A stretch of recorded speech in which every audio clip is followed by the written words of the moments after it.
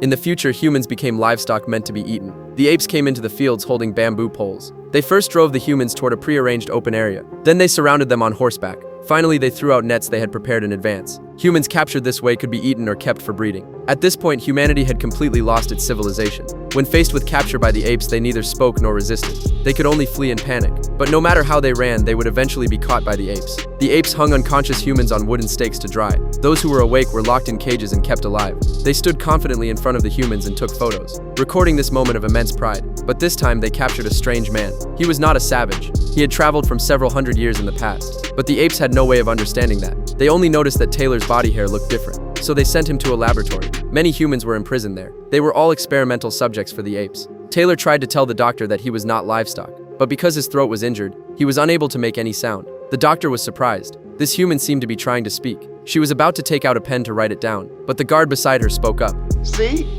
He keeps pretending he can talk. Taylor froze for a moment. He gestured for the doctor to come closer. Then he reached out to grab her paper and pen. Seeing Taylor's strange behavior, the guard hurriedly used a stick to stop him from approaching. The commotion attracted the ape leader. The doctor told him about the man's unusual traits. But after briefly looking Taylor up and down, the leader calmly said he was just a human with a talent for imitation. Nothing remarkable at all. The doctor did not agree with the leader. The next day, the doctor brought her husband to see Taylor. Taylor hurriedly wrote his name on the ground. At that moment, the leader suddenly arrived. The doctor and her husband were focused on talking to him and failed to notice the words on the ground. It wasn't until the doctor returned to the cell another day that Taylor seized the moment when she wasn't paying attention and grabbed her paper and pen again. He wrote his name on the paper. The doctor was instantly shocked. The ape in front of her could actually write. She brought Taylor back to her home. She carefully questioned him about where he came from. Taylor continuously wrote down his answers on paper. He had once been an astronaut. Because his spacecraft malfunctioned and crashed, he ended up being captured here. The doctor's husband looked utterly incredulous. He told his wife that Taylor was insane, because in their world nothing was capable of flying in the sky.